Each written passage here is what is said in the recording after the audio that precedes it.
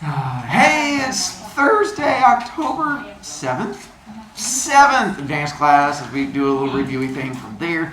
Let's see, book fair, that's why it's a short video, at least it should be a short video in the corner, because we're going to be going to the book fair. We're going to talk about the final story. Those kids who are wanting to do the assessment correcting, we'll talk about that one too. And then, probably doesn't affect you guys as much, I'm not going to worry about that. Those of you who want to fix assessment, the directions are on Canvas. On Canvas, you just have to go to today's thing if you're wanting to fix it. Only if you got below the 23 out of 30, because the highest grade you can get on the fix is a 23 out of 30, which is the C. If you got higher than that, go you. You're already done. If you didn't and you want to fix it, you have until Saturday night to fix the paragraphy bits. It'll take you to a YouTube video of me walking you through it. I think it's like a 12-minute video. 13-minute video-ish of me walking you through, baby stepping through all the directions, because apparently directions were the issue. And then even those of you who did well on it, if you want to see why you might have missed points, if you did not realize, there's a little rubric on the actual Canvas page. If you go look at the Canvas assignment you turned in, and then in the corner area it's going to have your rubric that explains how you missed the points. So that has been a questioning thing for kids on how did I miss the points. That's where you can go find that bit. Questions about any of that? Also, if there's any particular assignment that you bombed this year, anything that you got less than like a C on, whether it was a quiz or a homework or an IXL, or you had a bad day one time, you can fix them and bring them up to a C. Probably doesn't affect most of you, but if you have that random assignment that's haunting you in the past, you can fix almost everything for me. If you're willing to go back and do the work, I am willing to go back and grade it. All right.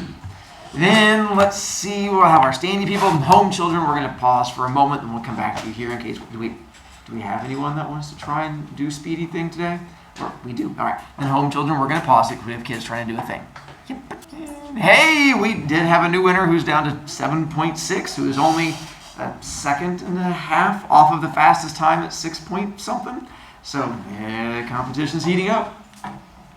All right. For tomorrow's story quiz with you guys with Necklace. First part.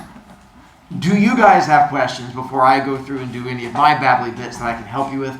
Anything in the story that confused you? Again, it's 25 questions, 13 come from the necklace. You're going to have to figure out foreshadowing, irony, the mountainy bits, all the elements that connect to it and things like that. So I just want to make sure there's nothing where we're confused and don't understand a thing. Okay. Let the record show kids are just blankly staring at me. Let the record show this is also third period. For irony and foreshadowing, that's like 5 to 6 of the questions is having to figure out irony and foreshadowing in all of the stories. People feel comfortable with the irony foreshadowing bits. Let the record show kids are staring at me again. Okay. And then as far as Story Mountain goes, and the 7 elements goes. Okay, then let's throw a few random questions at you. So I went back and found, let's see, I'm going to take a look at the necklace. I'm going to see if I can throw some things at you to try and help you as I look at it to see what we can do. All right, what? It's not nice to throw things at people. Well, just mentally throwing things at it is good for you. You can mentally dodge the things then. All right, so let's go with, if you feel like, Bowen, raise your hand. Hi, Bowen. Can you throw things at us after that? I can throw one of these at you. Oh!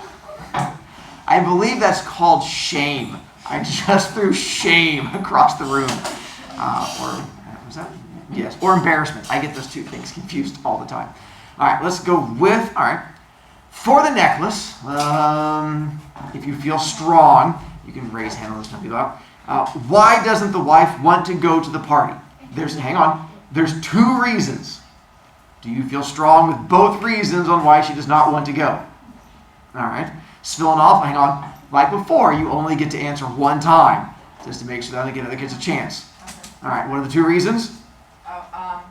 That she didn't have a dress. And she didn't have any nice necklaces. Works for me. So the 2 reasons being dress and the jewelry are the 2 reasons why she does not want to go. All right. Let's see. Let's go for, and then again, if you don't know, you can always ask, where is the final setting of the entire story? I said for the setting, and you have to figure out the where for the final setting. Where would it be? People feel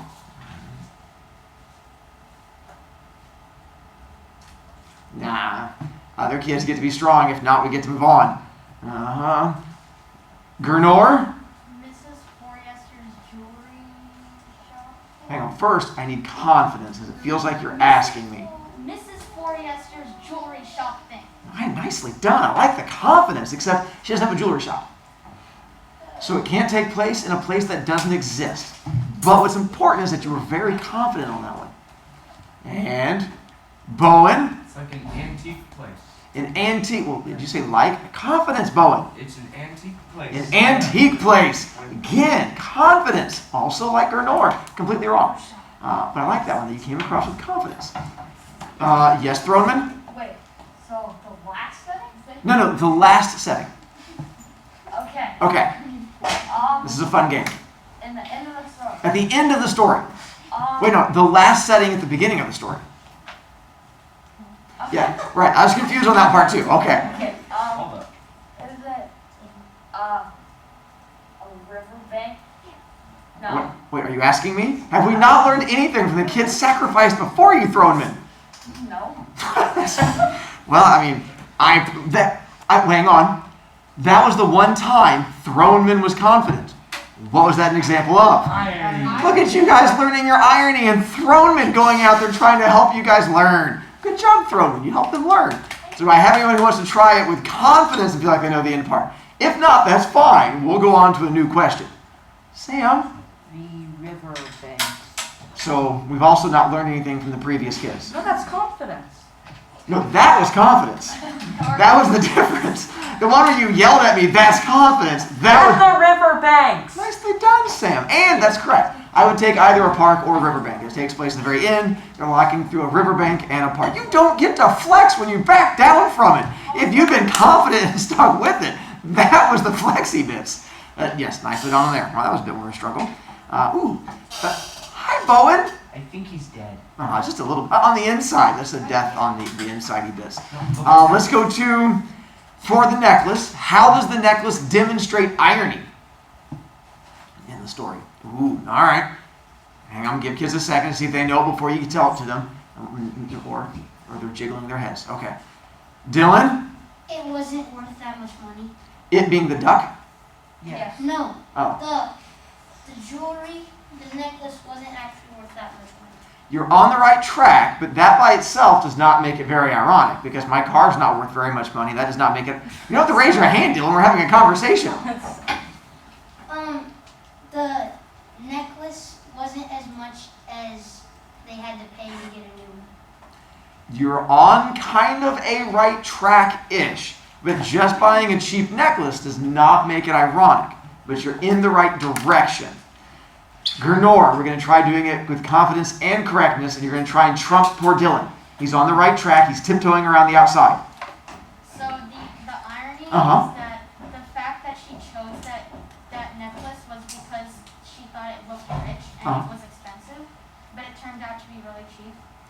That would be more detail. That's an answer I would accept. The fact that they thought it was an expensive necklace, and that now there's actually more than one. Because at the very end of the story, one person had bought an expensive necklace, one person had bought a cheap necklace. Which person buys the cheap necklace? The river lady. Which person buys the expensive necklace? The So that becomes a bit of your irony also, is the fact that the poor lady bought the expensive necklace and the rich lady bought the cheap necklace, the opposite of what we're expecting. That becomes our irony bit. Well, that was kind of a fun game to play on that one. Still no Reed just waving at me on that one. We're just bonding. All right. Let's see. What am I finding there? Ooh. All right. What would be a really solid theme in the story that you would feel strong backing up? You've already answered, Sam. Much like Spillenov, you're out of luck. Gernor answered twice. Yeah, but he didn't get it right. So? You can keep answering if you're wrong. I'm sorry, so I did not take away your right to be wrong as many times as you wanted to. It's your fault for being right the first time. Well, can I answer now? No, if no one answers it, we just go on to a different question. If I get it wrong, can I answer? Dylan, you're kind of out also because you got halfway correct on that But I one. didn't get it fully correct. So you can give us a hint. Your rules seem really. All right, then Dylan, you can't be all the way correct then. Can you give me a partially correct theme? Money isn't. Fill in the blank. Dylan, Respect, child. Nicely done. I will accept that as a sassy answer. All right. Does anyone have more? So now, Dylan, you qualify as having gotten a fully right answer because you got 2 halves. No. All right. We'll go to a new question then. All right. Let's go with. How about point of view for the story? Can I answer if I get it wrong? No. It's a good You said I'm try. allowed to Wait. answer, so I should be allowed to answer if I get it All wrong. right. As long as you get it wrong. If you get it right, I charge you points. 5th person. Explain why. Well, you see, there's roughly 5 people in the story. And a dog. I said roughly, not exactly. Give or take 2. Yeah. Such sass in here. And no. Look at Gernor. You can't unless you're gonna be wrong. I'm gonna be wrong. Okay, Gernor. 4th person omni-limited. You like my answer. Oh, fourth. What? Explain 4th person omni-limited. Because the imposter method. Nice imposter reference on that one too. Go you. Bowen, you can be correct if you want. Oh, I can't? You can. Okay, I don't want to go then. I did not know that was going to be the thing that scared you off. All right. Well, that was an interesting series of questions. Go 3rd period there. I guess we'll stop at this point and possibly come back and do more. We're going to take a break, home children. And if I don't restart it, then that's all we have when we have a test tomorrow. If I do restart it, then hi again. But we're going to go to the book fair now because it's book fair time. Book fair time. Pause it. I'm back just to say goodbye. So, test tomorrow. Good luck.